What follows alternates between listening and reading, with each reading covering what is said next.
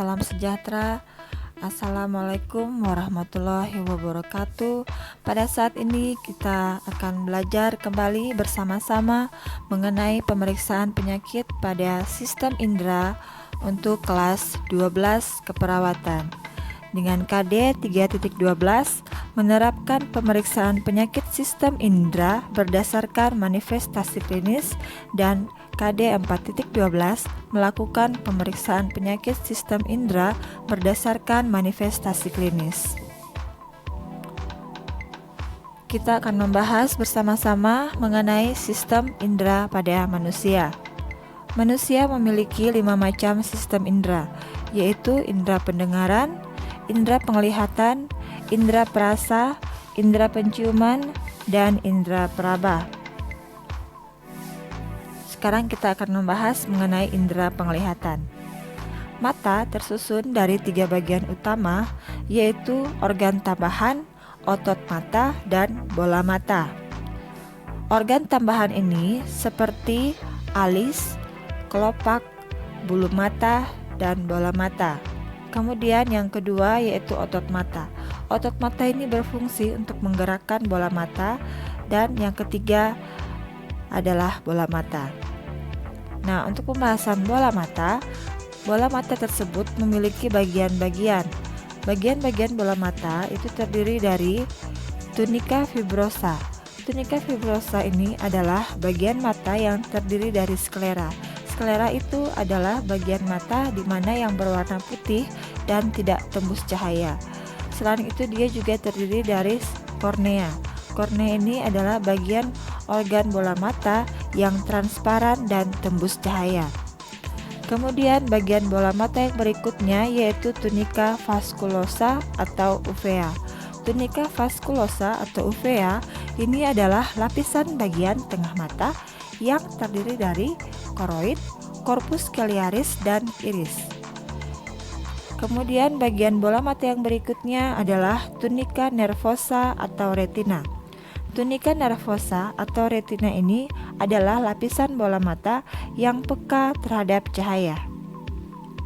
Berikut adalah anatomi dari bola mata, di mana di sini terdapat kornea, ada iris, pupil, aqueous humor, lensa, vitreous humor, sklera, koroid, retina, kemudian ada bintik kuning, dan ada saraf optik dan bintik buta.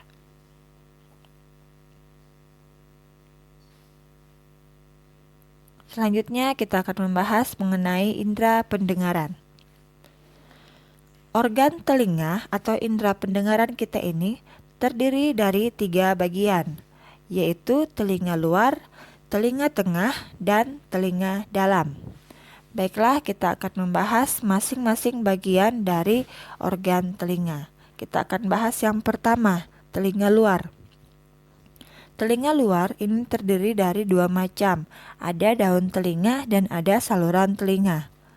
Daun telinga berfungsi menangkap gelombang suara ke saluran telinga, sedangkan saluran telinga ini berfungsi mencegah kotoran dan hewan berbahaya yang masuk ke telinga dengan menghasilkan minyak serumen. Kemudian kita akan membahas organ telinga yang kedua yaitu telinga tengah. Telinga tengah ini terdiri dari gendang telinga dan tulang pendengaran. Gendang telinga ini berfungsi untuk menangkap gelombang suara dari daun telinga dan mengubahnya menjadi getaran, kemudian diteruskan ke tulang-tulang pendengaran. Sedangkan tulang pendengaran yang berada pada telinga tengah itu terdiri dari malleus, incus, dan stapes, di mana tulang pendengaran ini berfungsi untuk meneruskan getaran ke koklea. Selanjutnya kita akan membahas organ telinga yang ketiga, yaitu telinga dalam. Telinga dalam ini terdiri dari saluran eustachius, koklea atau rumah siput, dan saluran vestibuli. Saluran eustachius ini berfungsi untuk menjaga tekanan udara di telinga tengah dengan saluran udara di telinga luar agar tetap seimbang. Kemudian koklea atau rumah siput dia berfungsi untuk mengubah getaran menjadi impuls saraf di dalam sel rambut dan diteruskan ke otak. Kemudian saluran vestibuli ini berfungsi sebagai alat keseimbangan. Berikut adalah anatomi dari telinga, di mana di sini kita lihat ada gambar organ untuk telinga bagian luar, telinga bagian tengah, dan telinga bagian dalam.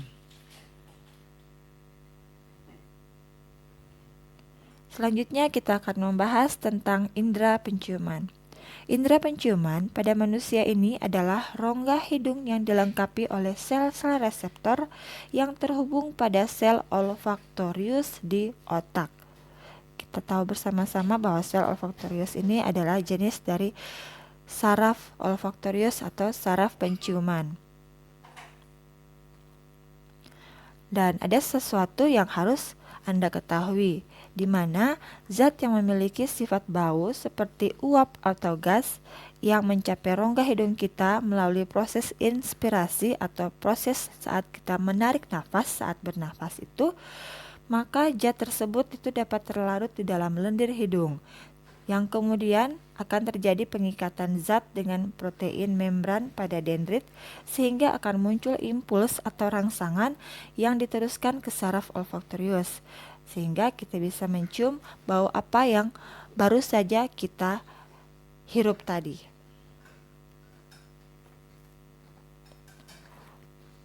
Nah, di sini ada fungsi perjalanan impuls. Fungsi perjalanan impuls menuju sel saraf olfaktorius ada 3. Yang pertama untuk diterjemahkan di korteks otak pada daerah pusat penciuman primer. Yang kedua untuk dihubungkan dengan pusat lainnya, misalnya bau-bauan yang memicu terjadinya muntah. Dan yang ketiga untuk disimpan di korteks sebagai memori sehingga kita dapat mengingat suatu aroma atau bau. Jadi fungsi perjalanan impuls menuju sel saraf olfaktorius ini kita dapati ada 3 fungsi, di mana yang pertama dia berfungsi sebagai penterjemah, yang kedua sebagai penghubung, dan yang ketiga sebagai penyimpan. Berikut adalah gambar bagian-bagian hidung. Selanjutnya kita akan membahas indera perasa atau indera pengecap. Di sini kita lihat indera perasa atau indera pengecap ini adalah lidah. Berikut letak-letak dari rasa-rasa yang ada pada lidah. Rasa pahit, rasa asam, rasa asin, dan rasa manis.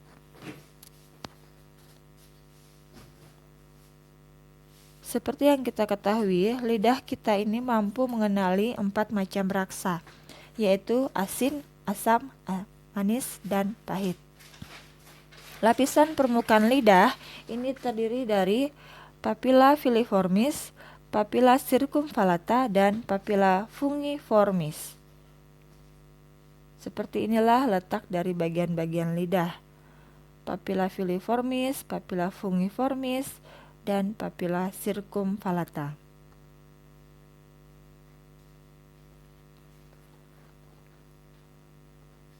Dari gambar yang sudah kita lihat tadi, kita dapat identifikasikan bahwa rasa manis itu terletak pada bagian ujung lidah, rasa asam dan asin terletak pada bagian sisi lidah bagian dalam, dan rasa pahit itu terletak pada bagian pangkal lidah. Berdasarkan zat kimia penimbul rasa, indera pengecap juga dapat dibedakan menjadi 4, yaitu pahit, asin, manis, dan asam. Selanjutnya kita akan masuk ke indera peraba. Indera peraba kita yaitu kulit.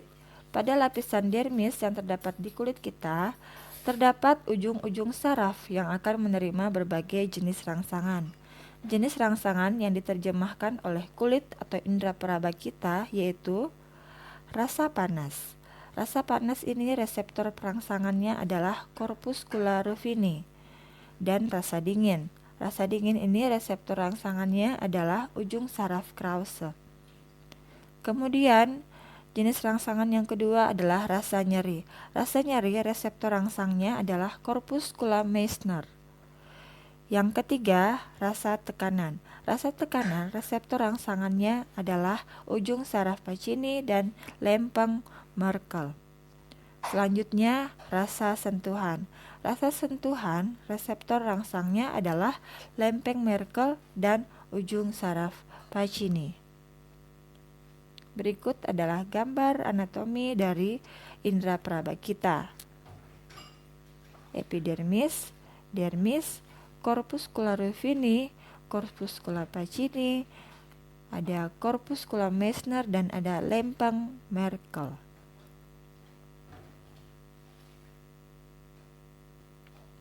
Baiklah, untuk materi bagian B, penyakit pada sistem indera dan pemeriksaannya akan kita bahas di pertemuan berikut.